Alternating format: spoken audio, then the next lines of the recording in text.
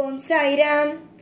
என் அன்பு செல்லமே, என்னுடைய அழகான தங்கமே, வாழ்க்கையை மட்டும் ஒரு நாளும் ஒரு பொழுதும் வெறுத்து விடாதே. வாழ்க்கை என்பது வெறுக்கக்கூடியது அல்ல, அது ஒரு அற்புதமாக வாழக்கூடியது. எத்தனையோ நாட்களும் நேரங்களும் உங்களுடைய வாழ்க்கையில் உங்களை நான் சோதித்திருக்கிறேன். அதற்கெல்லாம் காலம், அதற்கெல்லாம் என்ன காலம், என்ன விதமாக நான் உங்களை இவ்வளவு பெரிய விஷயத்தில் கொண்டு வந்தேன், உங்களை சோதித்தேன், உங்களுக்கு தேவையே இல்லாமல் சில கஷ்டத்தை கொடுத்தேன் என்றால் ஒரு முக்கிய காரணம், உங்களை நீங்கள் புரிந்து கொள்ள வேண்டும். உங்களை நீங்கள் அற்புதமாகவே உங்களுக்கு தெரிய வேண்டும். இத்தனை நாள் எனக்கா ஒண்ணுமே தெரியாது, எனக்கா ஒரு விஷயமும் வராது, எனக்கா ஒண்ணுமே பண்ண தெரியாது, இப்படி சொல்லிக்கொண்டு இருந்த நீங்கள் இப்பொழுது என்ன சொல்கிறீர்கள்? எனக்கு எல்லாம் தெரியும், எல்லா விஷயமும் எனக்கு புரியும், நான் அனைத்தையும் கற்றுக்கொண்டேன் என்பதை சொல்கிறீர்களா? இல்லையா? சொல்கிறீர்கள் தானே. அந்த அளவுக்கு உங்களுடைய வாழ்க்கை நீங்கள் வளர்ந்திருக்கிறீர்கள். நம்பிக்கை என்பது வாழ்க்கையில் நீங்கள் உங்களின் மீது வைப்பது. மற்றவர்கள் யாரும் உங்களின் மீது நம்பிக்கை வைக்க மாட்டார்கள்.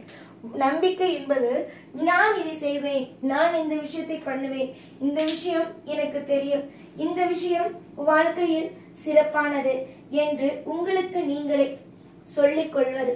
தயவு செய்து ஒன்றே ஒன்றுதான் நான் சொல்ல ஆசைப்படுகிறேன். யாரையும் நம்ப வேண்டாம், உங்களை நம்புங்கள். உங்களுடைய வாழ்க்கையில் உங்களை நீங்கள் நம்புங்கள். உங்களுக்கு தேவையானதை நீங்கள் செய்யுங்கள். மற்றவர்கள் நம்புவார்கள், வாழ்க்கையில் மற்றவர்கள் நம்புவார்கள். நம்ம இந்த விஷயம் செய்தால் அவர்கள் நம்புவார்கள், அந்த விஷயம் செய்தால் நம்புவார்கள் என்று யாருக்காகவும் உங்களுடைய விஷயத்தை நீங்கள் குறைவாக எடை போட்டுக் கொள்ளாதீர்கள். நம்பிக்கை என்பது யாரும் உங்களின் மீது வைக்க மாட்டார்கள். புரிந்ததா? வாழ்க்கையில் எல்லோரும் எப்பொழுதும் எல்லா விஷயத்திலேயும் எல்லா காலத்திலேயும் நீங்கள் எப்படி உங்களை நம்ப வேண்டும். அவன் நம்புகிறான், இவன் நம்புகிறான் என்று நீங்கள் நினைப்பது அது உங்கள் தப்பான ஒரு விஷயம். இதை புரிந்து கொண்டாலே எல்லாரும் எல்லா நேரத்திலேயும் தெளிவாக ஆகிவிடுவார்கள். ஒவ்வொரு காலமும் மாறும். இப்பொழுது கஷ்டமான காலம், இந்த கஷ்டமான காலத்தில் இருந்து தூரமாக வந்து சந்தோஷமான காலம் என்ற ஒன்றும் வரும்.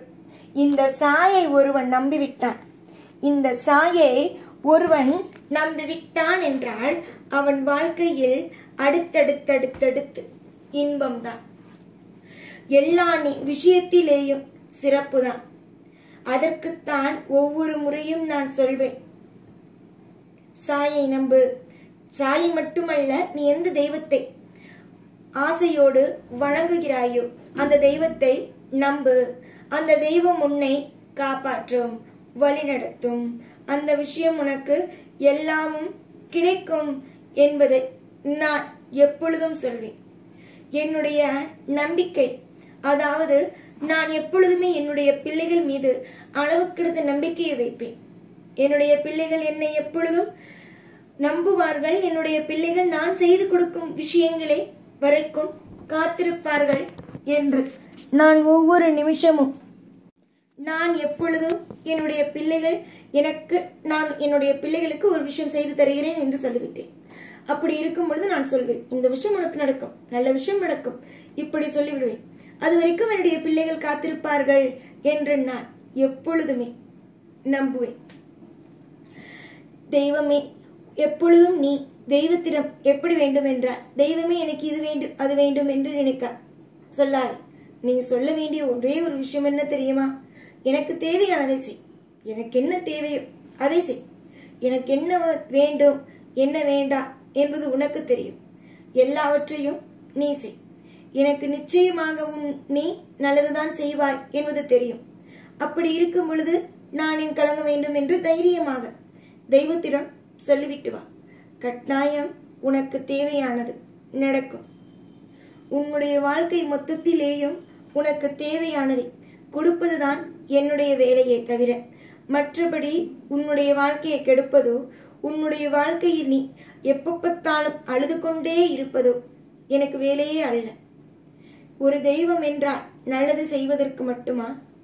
ஒவ்வொரு தெய்வமும் எப்பொழுதும் தன்னுடைய பிள்ளைகள் நன்றாக இருக்க வேண்டும், தன்னுடைய பிள்ளைகள் ஒவ்வொரு நேரத்திலேயும் அற்புதமாகவும் அதிசயமாகவும் எல்லோரும் வியக்கும் அளவுக்கும் வாழ வேண்டும் என்பதுதான் எல்லோருடைய ஆசையுமே. புரிந்ததா? எல்லா பொழுதிலும் கவலைப்படாதீர்கள். எல்லா நேரத்திலேயும் வாழ்க்கையில் தவறான விஷயங்கள் நடக்கும் என்று நினைத்து விடாதீர்கள். இங்கு எதுவும் எப்பொழுதும் தவறாக எல்லாம் நடக்காது. நன்மைகள் விளங்கும், ஐஸ்வர்யங்கள் உன் வாழ்க்கையில் கிடைத்திடும். உன்னுடைய வாழ்க்கையில் சாய் இருக்கும் பொழுது உனக்கு வேறு எந்த விதமான யோசனைகளும் வேண்டாம். சாயாகிய நான் உன்னுடைய வாழ்வில் இன்பத்தை கொடுப்பதற்காக வந்த தெய்வம். உனக்கு இன்பத்தை தான் கொடுப்பேன். உன்னுடைய வாழ்க்கையில் நான் வந்ததற்கான நோக்கம் ரொம்ப முக்கியமான நோக்கம். எப்படியாவது நல்லது செய்துவிட வேண்டும், எப்படியாவது இந்த பிள்ளைக்கு அற்புதத்தை நிகழ்த்தி கொடுத்துவிட வேண்டும் என்பதுதான். அந்த நல்ல நல்ல விஷயங்களை கூடிய சீக்கிரத்திலேயே செய்வேன். எந்த காரணமும் கொண்டு உனக்கு நான் இதை செய்ய மாட்டேன், இந்த விஷயத்தை செய்ய மாட்டேன், அந்த விஷயத்தை செய்ய மாட்டேன் என்று சொல்ல மாட்டேன். எனக்கு தெரியும் நான் வந்ததற்கான நோக்கம் என்ன என்பது. நிச்சயம் நல்லது நடக்கும். உன் வாழ்வில் பல்லாண்டு காலங்கள் நிம்மதியாகவும் சந்தோஷமானதாகவும் நீங்கள் வாழ்வீர்கள். உங்களுடைய காலம் நேரம் அனைத்தையும் கணித்துதான் உங்களுடைய வாழ்க்கையில் உங்களுக்கானதை செய்கிறேனே தவிர மற்றபடி எதையும் எடுத்தோ இந்த பிள்ளைக்கு செய்வோ என்பதல்ல. நேரம் காலம் அத்தனையும் யோசித்து நிதானமாக இருந்துதான் ஒவ்வொன்றையும் செய்கிறேன். நல்லது நடக்கட்டும். எதற்காக யோசனை, எதற்காக கவலை? எல்லாம் நல்லதே நடக்கட்டும்.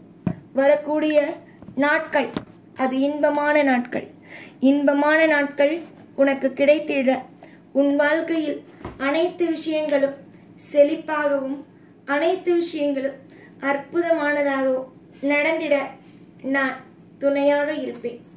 எத்தனையோ பேருக்கு உதவி செய்த நான் உனக்கு உதவி செய்ய மாட்டேன் என்று ஒரு நாளும் ஒரு பொழுதும் சொல்ல மாட்டேன்.